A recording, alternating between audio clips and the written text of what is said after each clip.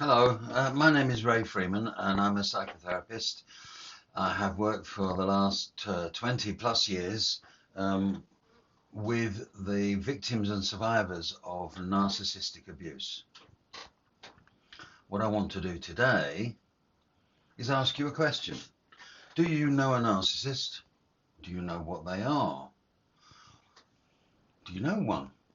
Are you being abused? Do you know someone being abused? Understanding their personality and the way that personality works is knowledge that will help you play along with their games, or not, if it's as you wish. So knowledge is power. So I'm going to start from the basics right at the beginning and explain to you my theories based around, like I say, over 20 years experience, hundreds of clients, thousands of hours of therapy, and I've learned from them to have an opinion on how the formation of the personality works, and of course how it can be controlled. So, narcissistic personality disorder. It's very rare. It's very rare to be diagnosed, and it's very rare to be undiagnosed, to be honest. Most, if not 99% of the people that I have worked against with their victims and survivors are what I have come to be known as behavioral narcissists. It's not a narcissistic personality disorder like borderline personality disorder might be. It's very it's a learned behavior. It is not a personality disorder. The appearance will be very similar. They will be just as cruel, just as psychopathic as someone with NPD diagnosed, but it's a learned behavior. So let me explain my thinking about this. This is my theory, that it's learned in childhood. And in childhood, we all develop a way of putting ourselves in the world and planning our future. I call this a triad. It's a triangle. We think about ourselves, we think about how we fit into the world around us, and we also plan our future in this world. Part of what that first element of which is we think about ourselves, we do this in two ways. We think about it in social aspects, how we get on socially, and some young children and older children and teenagers struggle in being sociable, and others find it very easy. So it's about sociability, but there is two factors to it. We construct that part of our personality, our social side of ourselves, by what we think about ourselves in the first place. So we monitor ourselves and how we fit into the world around us. And like I say, some people find it more difficult than others, but that's essentially how it works. However, in some children, and research suggests anything up to 40% of children, of adults, have narcissistic tendencies, personality traits that we wouldn't like very much. About 40%, when they're growing up, they come across an idea. They either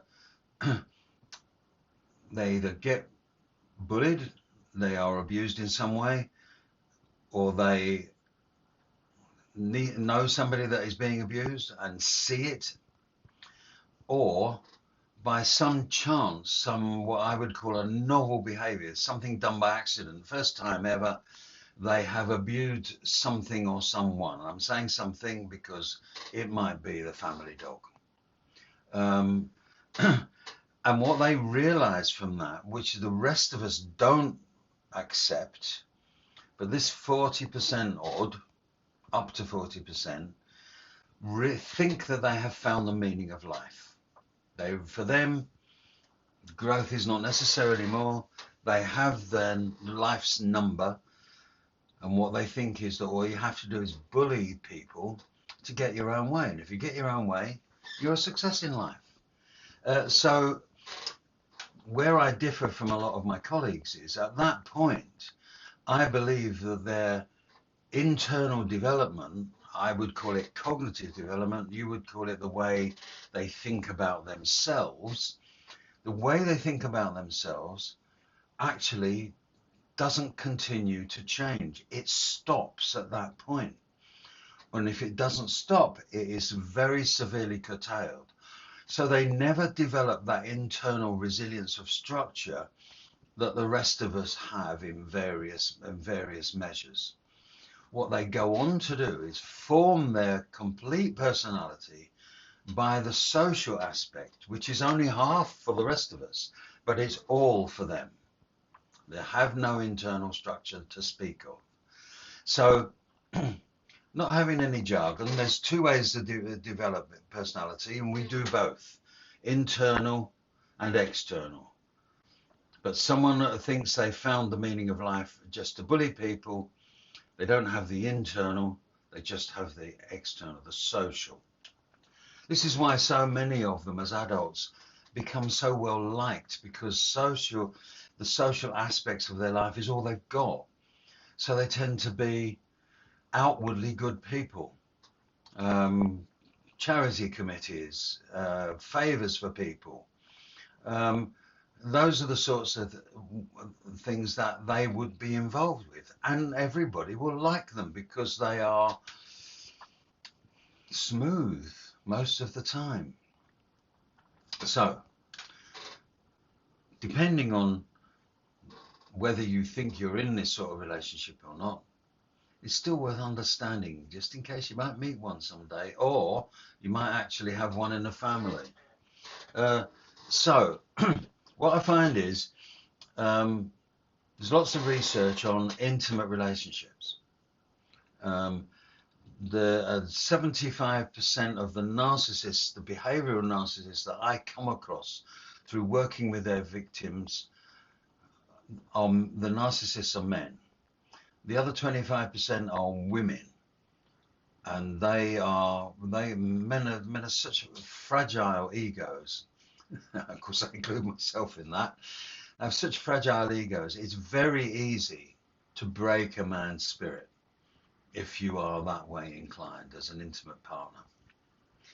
Of course, the other aspect is that there could be a family member.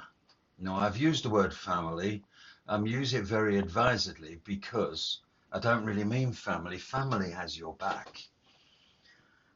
But what blood causes is relations, not family. And I'm a very big believer in the difference between family and relations. Like I say, blood causes relations. Family are the people that have your back and support you in life. They don't actually have to be blood relation to be close like that. Okay, so those are the sorts of people that we could be talking about here. The problem in the way they operate means that it's what I call a one-way street love affair. They trap you by their method, and they all have the same method. It's just the details slightly changed by the individual and, of course, finances. But they draw somebody in so that once they are bonded to them, and the phrase in psychotherapy is trauma bonded, not fussed about the word trauma in this instant, but let's say bonded to them, you fall in love with the narcissist, the toxic person, and whilst they're being nice, whilst they're drawing you in, they appear to be the perfect partner. But you will ultimately see the real them. And what I tend to say to people is that mask of sociability, that mask of perfection that you see is very heavy, and they can't hold it for as longer than is necessary. And once you are bonded, they can be themselves, and they will devalue you and work on your self-esteem and your sense of self. And we use a common word, don't we? We use the word gaslighting. that comes from the 1930s. In fact, just here on a poster on my wall, I have the original one of the original posters of the film Gaslight, which is 1933. It's a lovely thing. Someday I might show you on a podcast, but I'm putting it behind me. Excuse me. But gaslighting and the principle behind the film and what it has come to mean is the husband in the film tries to send the wife mad by changing the lights in the house, which were run by gas. It was 1933. They had the play is originally 1930 and on the stage, and the idea was that he turned the lights down and said it was too bright, or turned them up and said it was too dull, and she went. The idea was to make her mad, crazy. So we tend to use the word gaslighting in anything now, any behavior now, that tends to undermine our sense of self. So gaslighting is a very big weapon. So I have to say at this point, all the work I do these days, with one-to-one client work, is on this topic. This is how it's been for over 20 years. And I have to tell you, I've never done the research in terms of proper numbers, but around half of all the people I work with stay in a relationship.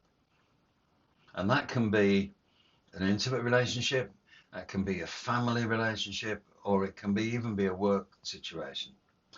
So they tend to like to stay, and my job as the therapist is not to help them set up a new life, but to help them, to guide them to be the best they can be wherever they want to be.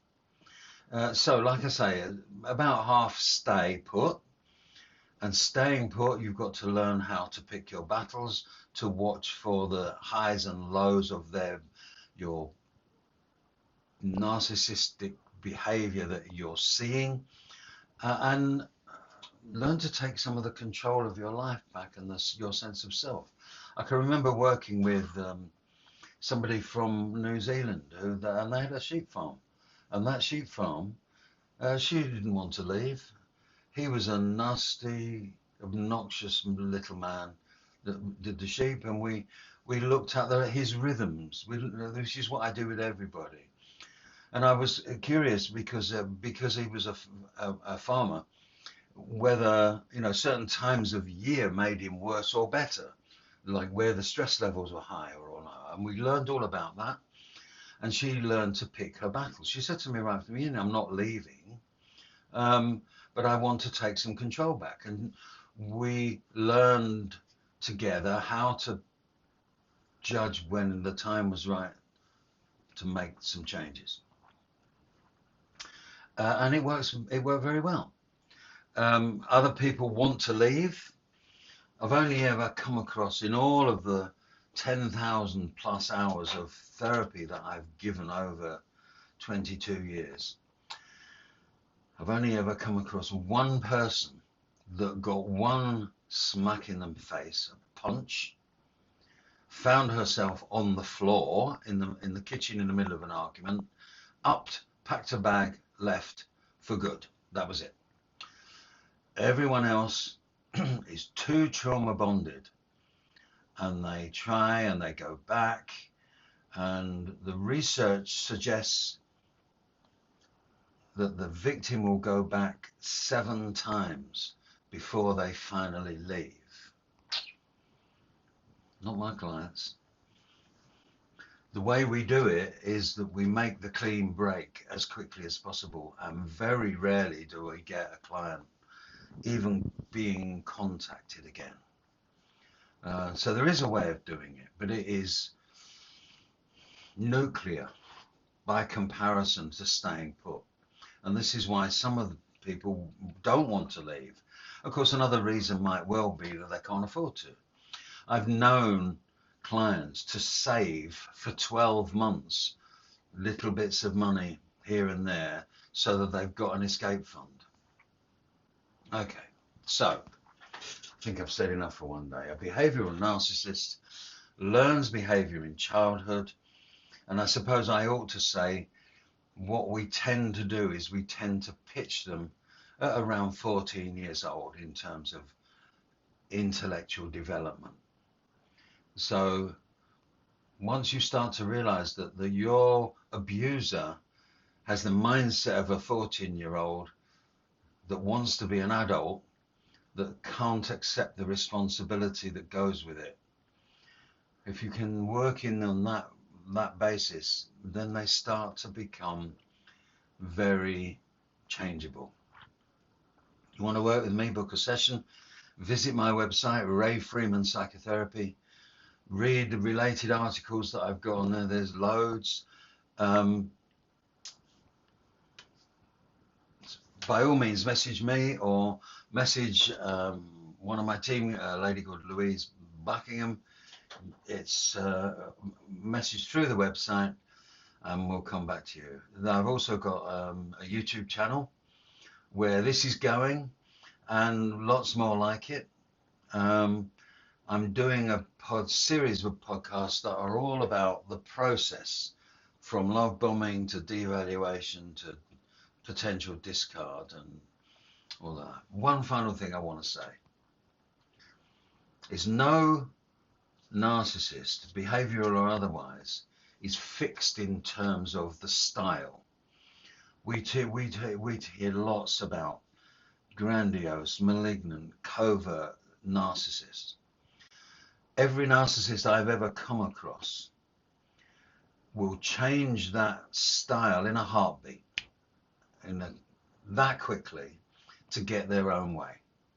So the little old lady covert narcissist that does this head tilt and whines, I can't do that, can you do that for me, will change to the most vicious, malignant, grandiose narcissist in a heartbeat, in one sentence, if it's going to get their own way.